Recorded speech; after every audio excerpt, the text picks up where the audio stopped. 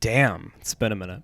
After multiple scrapped video scripts and even nearly finishing a game review, but ultimately choosing not to finish it, I've come to the realization I need to make something eventually. I completely finished, edited, and reviewed multiple comprehensive video scripts on a video about emulation, a review on ukulele, an analysis of the American Overton window, and the aforementioned nearly finished story about my uncle review. So even after all of that creative time and energy, why haven't I put anything out in months? 4 words. They weren't good enough. I've been an editor for a decent while now, working with a number of people on certain projects and often long-term investments in multiple videos, but recently the air's been really still. There are a lot of reasons for this. Time investments in non-editing related projects, personal matters and maintaining relationships, and keeping on top of a really consistent flow of outside work. It's a lot, and it drains the majority of my creative energy, and what creativity I do pour into something never really feels like I'm doing what I'm truly capable of.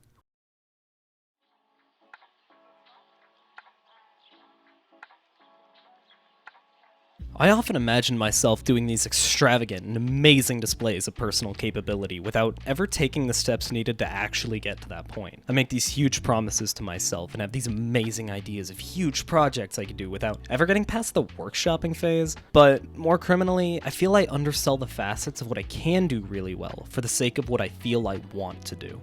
Now, don't mistake that as me saying I have an in-depth understanding of my capabilities, because in all honesty, I really don't.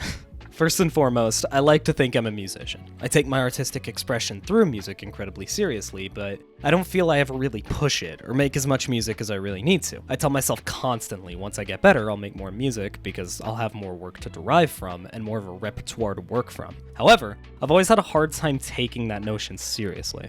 I don't want this video to just be a rant about how I'm bad at doing things, because I'm the one holding myself back, and I know that. But I've been sitting on my ass for days trying to think of something remarkable to do, without ever thinking of how the first step to doing something remarkable might start with being vocal about how fucking hard it is to be remarkable.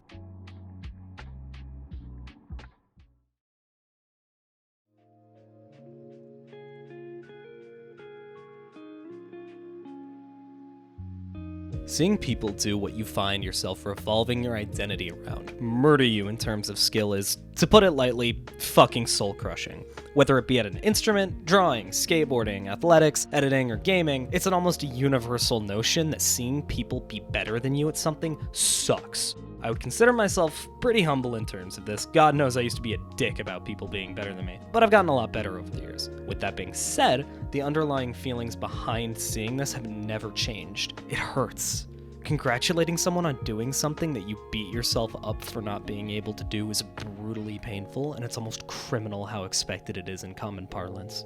Now, don't mistake that as me saying it isn't the right thing to do. If you accomplished something that took you an immense amount of time and work to do, you would be crushed if the people around you acted unimpressed or annoyed that you did something they couldn't. However, I wish the emotions that come with being crushed in terms of skill would come with a bit more sympathy, instead of the expectation that you just take it and get good. It kills motivation more than it inspires, it draws begrudging congratulation more than impressed applause, and interpersonally, it can be really straining on people's ability to blossom into their own style because they feel the need to be emblematic of someone else who showed them up. It sounds almost darkly apocalyptic and nihilistic to say, but I only say this because I'm tired of the notion that it isn't okay to be hurt or demotivated by people being better than you. It is, and it's better than pushing yourself to be something you're not.